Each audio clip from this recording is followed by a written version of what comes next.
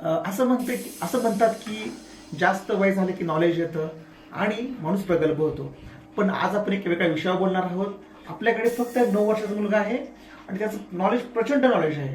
त्याला सायन्स विषयी, ॲस्ट्रॉनॉमी विषयी खूप नॉलेज आपण त्याच्याशी जाणून घेणार आहोत. हा सचिन शिंदे जे माझे मित्र आहेत, पोलीसमध्ये असतात, त्यांचा मुलगा आहे चिरंजीव सार्थक शिंदे. आणि आज आपण त्यांच्याकडून जाणून घेऊयात की नक्की ब्लॅक होल काय असतं, ते कसं काम करतं आणि त्याची निर्मिती कधी झाली आणि ते नष्ट कसं होऊ शकतं. तर आपण चर्चा करू सार्थकशी. सार्थक, मला सांग, ब्लॅक होल म्हणजे नक्की काय असतं? ब्लॅक होल एक असा होल असतो की तो आपल्या सूर्यापेक्षा 4-5 पटीनं मोठ्या ताऱ्याचा जेव्हा त्याचं सर्व त्या ताऱ्याचं हायड्रोजन हिलियममध्ये कन्वर्ट होतं आणि तो कोलॅप्स होतो, त्याला म्हणतात ब्लॅक होल. त्याचं एवढी प्रचंड ग्रॅव्हिटी असते की ती लाईटला बी सोडत नाही. त्याचा एक पॉइंट असतो इव्हेंट हॉरायझन. तिथं त्या पॉइंटवर जर काही ती परत माघारी येत नाही, कारण की तो ब्लॅक होल प्रत्येक गोष्टीला आपल्यामध्ये खेचून घेतो, कारण की त्याचा ग्रॅव्हिटेशनल फोर्स हा खूप प्रचंड असतो. त्या ब्लॅक होलमध्ये कोणताही नियम चालत नाही, कोणतंही इक्वेशन चालत नाही आणि ब्लॅक होलमध्ये कोणतीही डायमेन्शन नाही.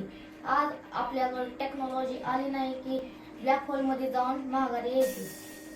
असं कोणी प्रयत्न केला होता का की ब्लॅक होल मध्ये जाण्याचा किंवा ब्लॅक होल काय वस्तू पाठवण्याचा वगैरे? नाही, कारण की ब्लॅक होल हे लाईट इयर्स लांब आहे आणि तिथपर्यंत पोहोचायला खूप 1000-2000 वर्ष लागतात, म्हणून कोणीच प्रयत्न केला नाही. म्हणजे की आपल्याकडे एवढी स्पीडची टेक्नॉलॉजी नाही की आपण त्या ब्लॅक होलमध्ये थोड्या सेकंदात जाऊ शकू किंवा थोड्या 2-3 वर्ष जाऊ शकू, आणि त्यासाठी आपल्याला लाईटची स्पीड लागेल, जे आतापर्यंत पॉसिबल नाही.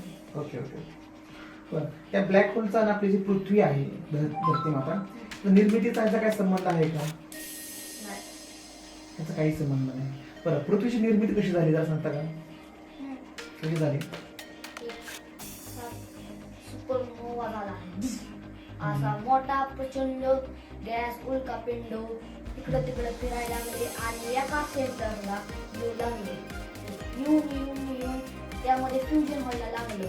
मग त्यापासून आपल्या सूर्याची निर्मिती झाली. त्याच्याकडला काय ॲस्ट्रॉइड राहिले होते, त्यापासून पहिला ज्युपिटर, मग सॅटर्न, युरेनस, नेपच्यून, मग पृथ्वी बनली. ती पृथ्वी आधी खूप ज्वालामुखी आणि गरम झाली. त्याच्याकडला काय ॲस्ट्रॉइड राहिले होते, त्यापासून पहिला ज्युपिटर, मग सॅटर्न, युरेनस, नेपच्यून, मग पृथ्वी बनली.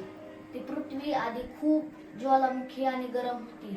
हळूहळू त्यात ॲस्ट्रॉइडने पाणी आणलं.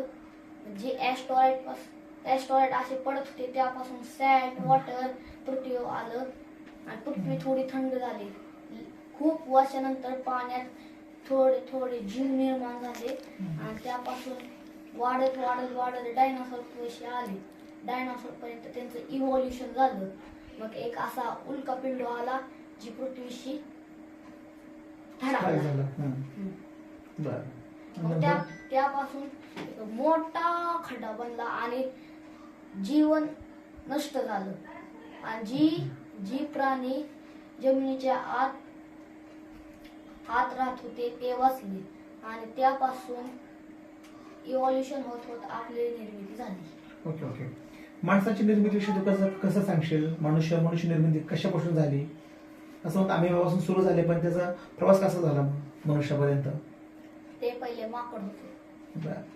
माकडापासून होमो हॅबिलिस डेव्हलप त्यांची फिजिकल ग्रोथ आणि माइंड ब्रेन डेव्हलप होत गेले. ते सोयीनुसार अन्न बनवू लागले, आग करायला लागले, हथियार बनवायला लागले.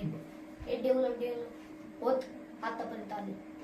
बरोबर. तुला काय वाटतं सध्या आपण माणसाने जी प्रगती केली आहे, माणसाने डायनामाइट्स बनवले, बॉम्ब बनवले, ॲटॉम बॉम्ब बनवले, न्यूक्लिअर वेपन्स आता प्रत्येक देशाकडे येऊ लागलेले आहेत, तर हे देशाला, पृथ्वीला वाचवण्यासाठी आहे की त्याचा विनाश करण्यासाठी आहे? विनाश करण्यासाठी. जर आपण आपल्यात युद्ध केलं तर आपलं नुकसान होणार आहे, आपल्या पृथ्वीला नुकसान होणार आहे. तुला असं वाटतंय का न्यूक्लिअर वॉर जर सुरू झालं, अणुयुद्ध, तर पृथ्वीचं अस्तित्व राहील म्हणून. नाही. ते कसं? प्रत्येक देशावर न्यूक्लिअर बॉम्ब पडल्यावर त्याला अर्ध त्यातलं मनुष्य तर नष्ट होणार आणि प्राणी बी नष्ट होणार. मग ते न्यूक्लिअर बॉम्बमुळे न्यूक्लिअर बॉम्ब अजून वाढणार मग त्यामुळे पृथ्वी नष्ट होणार. ओके, धन्यवाद. तर आपण आज पाहितलं की इतका छोटा मुलगा पण त्याचं नॉलेज, त्याचं ज्ञान हे प्रचंड मोठं आहे. त्यांनी अतिशय छान पद्धतीने आपल्याला पटवून दिलं की ब्लॅक होल म्हणजे काय आहे, ॲस्ट्रॉनॉट्स काय असतात, सजीव सृष्टी कशी निर्मिती कशी झाली. ते मला फार आनंद वाटला की मी तुमच्यासमोर ह्याला एका छोट्या मुलाला, सायंटिस्टला पेश केलं. आणि मला वाटतं अशा भारतामध्ये असेच मुलं तयार झाले पाहिजेत जेणेकरून आपण भारत आपला विकासाच्या प्रगतीपथावर राहील. थँक्यू. Thank you so much.